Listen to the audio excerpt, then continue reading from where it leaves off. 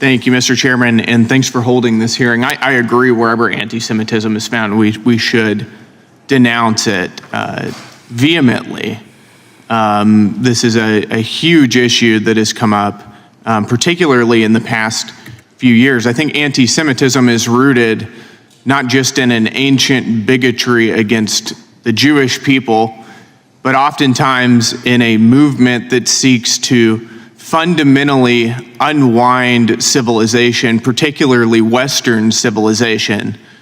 Of course, our Western civilization that we enjoy is rooted in Judeo-Christian values, the very cultural foundations that we as conservatives seek to conserve. But unfortunately, we find too often that there are organizations, particularly and oftentimes on the left, that are vehemently anti-Semitic. We've seen for years the BDS movement grow in the United States, a movement that refers to Israel as an apartheid state, refers to their supposed genocide, calls them a settler colonialist state, refers to them as supremacist. We've seen the rise in the Students for Justice in Palestine movement, a movement linked to Hamas that openly, across college campuses after October 7th, praised Hamas and defended them, making college campuses oftentimes completely inhospitable for Jewish students, shut them down oftentimes.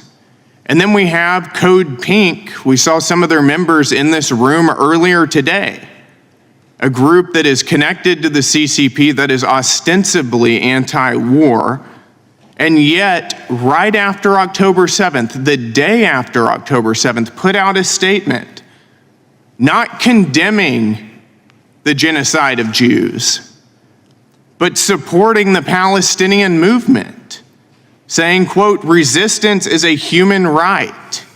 The human reaction to being oppressed is to resist, and Palestinians deserve that right just as much as everyone else on the planet."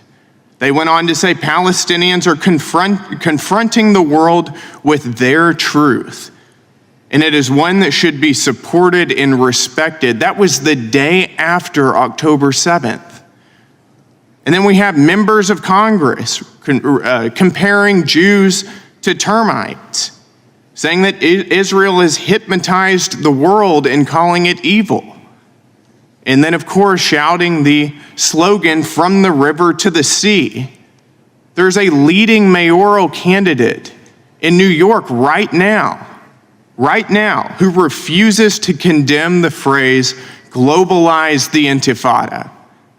That is sickening that this is in our political system. I, again, want to thank you, Mr. Chairman, for holding this hearing. Mr. Nosenchuk, thank you for being here and for the work against anti-Semitism that you do. Do you believe that the slogan, "From the river to the sea," is anti-Semitic? So terms have different meanings. Terms have different meanings to different people, but it's clear that some language has now fueled violent attacks on Jews, and those terms must be understood through that lens. Well, do you believe that phrase is anti-Semitic, though? I agree we should disagree with the substance of it.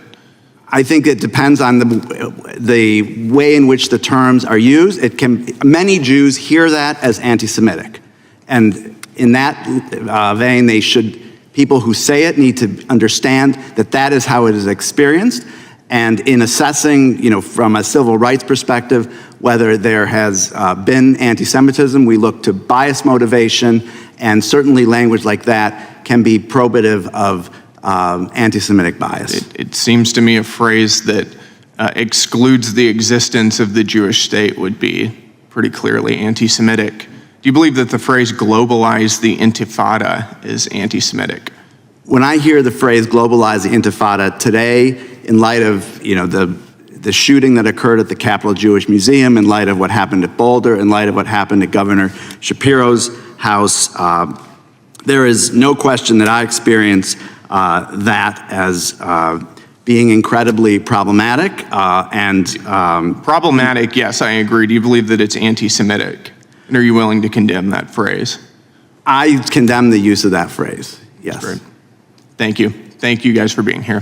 Thanks, Mr. Chair. Gentleman yields back. I want to thank you all for